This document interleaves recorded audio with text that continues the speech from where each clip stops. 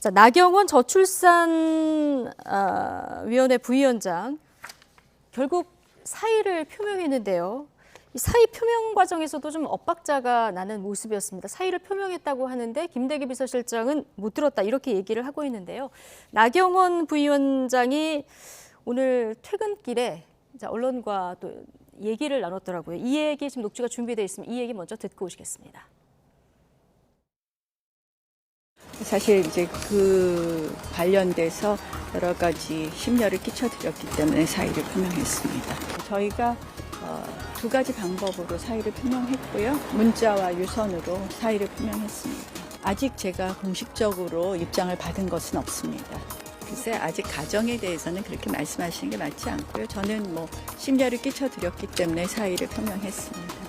어떠한 형태의 당의 모습과 전당대의 모습이 총선 승리에 도움이 될 것인가에 대한 또 고민의 지점이 있다 이렇게 말씀드리겠습니다. 대통령실의 오해에 대해서는 충분히 제가 오해할 만한 소지가 있다라고는 생각을 하지만 제 진위가 굉장히 다르게 알려졌고 이런 부분에 대해서는 앞으로 충분히 논의할 부분이 있다라고 생각합니다. 설 전에는 좀 결심하신다고 보면 될까요? 네. 그렇게 해야죠. 아이고 추워서 어떻게 해요.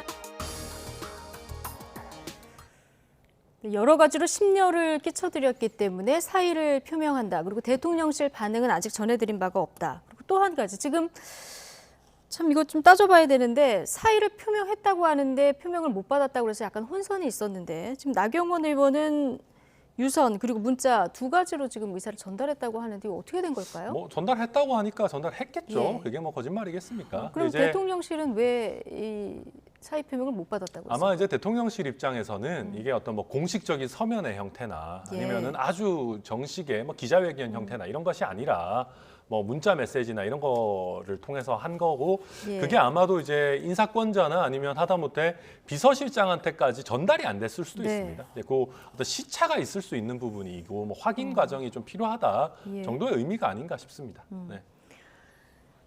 오해의 소지가 좀 있는 것 같다. 대통령실의 오해에 대해서는 이걸 내가 충분히 이제 앞으로 논의할 부분이 있다고 생각한다. 얘기를 했는데요. 어쨌든 사표를 던진 거 아니겠습니까? 이렇게 되면 나 부위원장 마음속에는 당대표 출마 쪽으로 마음이 굳어진 걸까요? 역시 구력이 있는 정치인다운 처신이라고 생각해서 저는 좀 한편으로는 좀 놀랐습니다. 그러니까 과감하게 사표를 던지는 장면에서 당대표 출마 여부를 놓고 고민하고 있는 유승민 의원이 좀 지워지는 효과가 좀 있었다라고 생각합니다. 친윤이 됐든 반윤이 됐든 정치인으로서 나경원 대표 의원의 결단에 대해서 지지를 하는 세력이 좀 더 늘어난 그림이 만들어졌을 것이고요. 반면에 유승민 의원처럼 윤석열 대통령이 정확히 각을 세운 일은 또 하지 않습니다. 내가 여러 가지를 잘못해서 그만두는 것이고 죄송하다는 입장을 내지만 그렇다라고 해서 당대표 출마를 포기하는 것도 아닌 것을 좀 정확히 보여준 게 있고요. 이 일이 코미디인 것은 저출산 고령사회위원회에 사의를 표명하기 전에 누구를 만났는지를 보면요. 장제원 의원과 이철기 의원, 즉 윤핵관들을 만나서 이걸 상의하고 무슨 상의가 오고 간지는 알 수 없지만 대통령실과 구체적으로 뭔가 만나서 한 것 없이 그냥 그만두는 장면을 보여줌으로써 이 모든 것이 지금 선거, 당대표 선거와 연관되어 있다는 것을 나경원 의원이 직접 보여준 그림이 만들어진 상태인 거죠. 전 그래서 이런 상태로 가면 출마 쪽에 좀 더 비중을 두고 여러 가지 일들을 하지 않겠나. 출마를 결심한 것은 아니지만 출마 쪽에 완전히 비중을 옮겼다라고 보고요. 정치인으로서 행보로서는 지금 물러설 수는 없다고 봅니다. 윤핵관으로 불리는 의원들과 만남 후에 사의를 표명한 이 부분을 오히려 좀 주목을 하시는군요. 자, 대통령실 아직 의사를 전달받지 못했다고 했는데요. 대통령실이 혹시 사의를 반려하거나 이거 당분간 보류할 가능성은 없을까요? 저는 그러지는 않으리라고 봅니다. 그러진 그러니까 않을 거다. 특히나 설령 이거를 보류하거나 반려하거나 한다 해도 비상근직이거든요. 그래서 당대표 출마가 이론적으로 불가능한 것도 아닙니다. 그래서 이 정도까지 서로 사이가 틀어졌다라고 하면은 저는 어떤 식으로든 정리하는 수순으로 가지 않겠나 그렇게 예상합니다. 어쨌든 지금 국민의힘에서는 나경원 부위원장의 당대표 출마 여부 이게 최대 변수가 된 상황인데요. 친윤계에서는 오늘도 압박의 목소리를 높였고요. 비윤계에서는 응원하는 목소리도 나왔습니다. 함께 듣고 오시겠습니다. 그 당시에 전대 뜻이 있었다면 사실은 받았어야 애초에 된다. 받아서는 안 되는 자리죠. 내가 곧 출마할 것 같으면 자리를 받지 말았어야 되고 네. 이 자리를 받았으면 충실해야 되고 만약에 그럼에도 불구하고 이렇게 지금 막 출마하고 싶은 이 유혹 이건 지금 네. 지금 순간의 지지율 때문에 그렇거든요. 1위 하고 있으니까요. 지금 신기루 같은 겁니다. 네. 이 지지율은요 장원들이 등 돌리는 거는 삽시간입니다. 아, 저는 나경원 전 의원 지금 별의 순간이라고 생각되고요. 별의 순간입니까? 예, 지지율이 깡패잖아요. 지지층 여론조사에서 굉장히 높은 랭킹을 차지하는 나경원 전 의원을 출마를 못하게 하려고 많은 의원분들께서 언론에 나와서 정말 그런 조리돌림 하려고 하는 그런 모습들을 보면 전 나경원 의원께서 여기에 대해서 더 용기를 내셔야 된다고 생각해요. 네. 지금 나경원 전 의원의 지지율이 신기루다 이렇게 보시는 분도 있고요. 자, 이게 뭐 지지율 깡패다, 별의 순간을 맞았다 이렇게 분석하는 분도 있는데 어쨌든 어제 그 제주도당에서 강연하려다가 제주도당에서 취소를 하는 일이 있지 않았습니까? 지금 당 분위기로 봤을 때는 나경원 의원이 좀 고립무원이다 이런 분석도 나오던데요. 실제로 분위기가 어떻습니까? 다들 지금 그렇죠. 이게 이제 대통령실에서 엄청나게 센 메시지들이 나오기 때문에요. 예. 눈치를 안 볼 수가 없을 겁니다. 그러니까 저도 당협위원장이기 때문에 좀 높으신 분이 저희 당협 온다 그러면 늘 그런 고민을 하거든요. 네. 현수막도 걸고 꽃다발도 준비해야 되나, 아니면 현수막 정도만 걸어야 되나, 아니면 문을 닫아 걸어야 되나, 이런 어떤 현실적인 고민들을 합니다. 예. 근데 나경원 전 의원 같은 경우는 일단 현재로서는 대통령실과 뭐 굉장히 각을 세우고 있는 그런 모양새이기 때문에 뭐 도당이 됐든 당협이 됐든 굉장히 부담스러워할 겁니다. 오는 게. 그래서 뭐 과거에 경기도지사 경선할 때 유승민 전 의원이 어떤 겪었던 그런 예. 뭐 비주류의 서러움 같은 것들을 앞으로 본격적으로 겪게 되지 않을까 저도 그렇게 보이긴 합니다. 예. 일단 일각에서는 그런데 나 부위원장을 향한 이런 친윤계 의원들의 견제. 근데 유승민 의원은 확실히 대통령하고 각을 세운 모습인데 나경원 부위원장은 그러지는 않았기 때문에 이게 좀 설득력이 떨어진다 이런 지적도 있는데 어떻게 보십니까? 그러니까 이게 결국은 당대표 선거 자체를 놓고 봐야 되는데 나경원, 안철수, 김기현, 뭐 유승민 의원 나올지 안 나올지 판단이 안 되는 상태. 예. 대략 이렇게 4명의 강자들이 있다라고 봤을 때 윤석열 대통령과 윤핵관에게서 가장 중요한 것은 안철수, 유승민 의원이 안 되는 상황인데 거기에 나경원 의원도 안 돼야 된다는 상황을 만들어 버리면 가지고 있을 수 있는 패가 너무 적습니다. 게다가 나경원 의원이 그만둔다고 해서 그 지지율을 무조건 다 김기현 의원으로 옮겨 붙는다는 보장도 예. 없고 이렇게 되면 결승전 2명 뽑을 때 나경원, 안철수가 올라갈지 안철수, 김기현이 올라갈지 나경원, 김기현이 올라갈지를 알 수 없는 상황이 만들어지지 않습니까? 이런 경우 나경원 대표 같은 경우는 좀 애매한 입장을 유지하면서 대통령의 선거가 제일 중요한 요인이다라고 말하고 여론전을 펼치면 사실 굉장히 정치 고관여층이 아닌 다음에 이 복잡한 문제를 다 구분해서 볼 수 없을 것이거든요. 예. 그렇게 볼 때 저는 나경원 의원에게 여전히 결승전에 올라갈 수 있는 티켓이 그 희망이 보이기 때문에 쉽게 물러날 수 있는 상황은 아닌 걸로 보여집니다. 결국 그래서? 그렇게 되면 다시 한번 윤 대통령과 나경원 의원이 화해를 하는 그림이 만들어질 수도 있는 상태까지 상정을 하고 지금 나름의 도박을 하고 있는 게 아닌가 보여지네요. 아, 예. 대한민국과 국민의힘과 윤석열 대통령에게 어떤 결정이 도움이 될지 고민하겠다 이렇게 분명하게 얘기를 한 상황인데 설 전에 어떻게든 결론을 내겠다고는 했습니다. 네, 설 전까지 갈 것도 아니죠. 저는 바로 낼 것 같습니까? 저는 내일 정도의 결론이 안 나오면은 나경원 전 의원 좀 우스워진다고 생각합니다. 예. 이걸 뭐 오래 끌 문제입니까? 사실은 대통령실에서는 명확한 시그널을 보냈고요. 여기서 그러면 나경원 전 의원 입장에서는 선택지가 간단한 겁니다. 지금은 잠깐 뒤로 물러서가지고 대통령과의 관계를 우선시하면서 후위를 도모하든지 예. 아니면은 어찌됐든 이 정도 지지율이 올라온 이상 지지율 믿고 가겠다라고 하든지 하루 이틀이면 결정해야 되는 문제거든요. 게다가 친윤계 핵심 의원들도 이미 다 만났습니다. 예. 그러면 뭐 며칠도 고민한다고 해서 대통령실에서 뭘 얼마나 퇴로를 잘 열어주겠습니까? 근데 이 결단이 길어지면 길어질수록 나경원 전 의원을 보는 많은 분들이 뭐 어떻게 하자는 거냐 답답해할 수밖에 없는 네. 부분일 거거든요. 예. 저는 뭐 하루 이틀 내에는 결론을 내셔야 되고 또 내지 않겠나. 뭐 하루에 아마 기자분들 전화 100통 올 겁니다.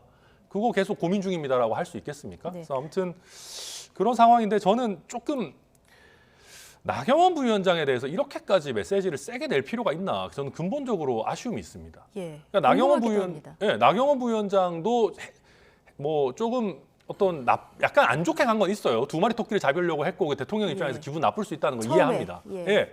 이해하는데 근데 이게 유승민, 이준석이랑은 달라요. 나경원은. 그러니까 유승민, 이준석을 쳐내는 작업을 만약에 뭐 이게 쳐낸다고 보든 안 보든 한다고 해도 전통적인 어떤 보수 진영에 몸담고 있는 구성원들은 그래도 저 사람들과 나는 좀 다르지라고 구분을 할 수가 있는데요. 나경원 전 의원 같은 경우는 본인 스스로 저희 당의 주류를 자임하는 분이고 실제로 전통적인 지지층한테 사랑을 받는 분입니다. 예. 그러면 나경원 부위원장한테까지 저렇게 간다라고 하면 도대체 국민의힘에 몸담고 있는 사람 중에 누가 안심할 수 있는 거냐. 그러니까 저는 나경원 부위원장이 반윤이다 비윤이다라고 하고 있는 이 상황이 좀 꿈 같아요. 네, 그래서 이렇게까지 대통령실에서도 예. 메시지가 세게 나갈 일인가. 오히려 약간의 불만만 표시하면서 퇴로를 열어줬더라면 나경원 부위원장 입장에서도 선택지가 좀 넓었을 예. 텐데 지금으로서는 거의 당대표 출마할 수밖에 없는 상황으로 저는 가고 있다. 전통 지지층 사이에 나경원 부위원장의 인기가 어느 정도인지 저희는 모릅니다만은 현장에서 지금 분위기를 보셨을 때 지금은 지지율이 나경원 부위원장이 고공행진입니다만은 대통령실에서도 메시지가 나오고 친윤계에서도 이렇게 때리는 메시지가 계속 나오다 보면 지지율에 어느 정도 영향을 받을까요? 아니면 좀 큰 영향 없이 공고할까요? 어느 정도 영향은 있겠지만 한 번에 빠지진 않을 겁니다. 예. 지금 저희 당의 전통적 지지층에서 봤을 때는 좀 표현이 이상하지만 6070의 이준석 같은 느낌이 있습니다. 6070의 이준석. 예. 약간 아이돌 같은 느낌이 있어요. 네. 실제로 저도 당 행사 가보면 대선 후보급을 제외하고 유일하게 사진 찍자고 줄이 생기는 사람입니다. 예. 몇 안 되게, 뭐 유일은 아니겠죠. 뭐 이준석 대표도 당연히 인기가 좋고, 몇 안 되는, 예. 나경원 전 의원도 그렇고요. 근데 저도 그래서 지금 저희 당원들이 있는 단톡방이나 이런 데 분위기를 보면은요. 예전에 이준석 대표나 유승민 전 의원하고 할 때는 그분들 욕밖에 없습니다, 대부분. 예. 근데 나경원 전 의원이랑 이렇게 지금 대통령실이랑 좀 이렇게 관계가 안 좋아지면 싸웁니다, 당원들끼리. 그래서 예. 이게 앞으로 한 1, 2주 정도 여론이 어떻게 갈지는 조금 지켜봐야 될 것 같다. 이렇게 예. 보입니다. 어쨌든 나경원 부위원장은 하루 이틀 내에 결론을 내야 한다 이렇게 얘기를 해주셨는데요.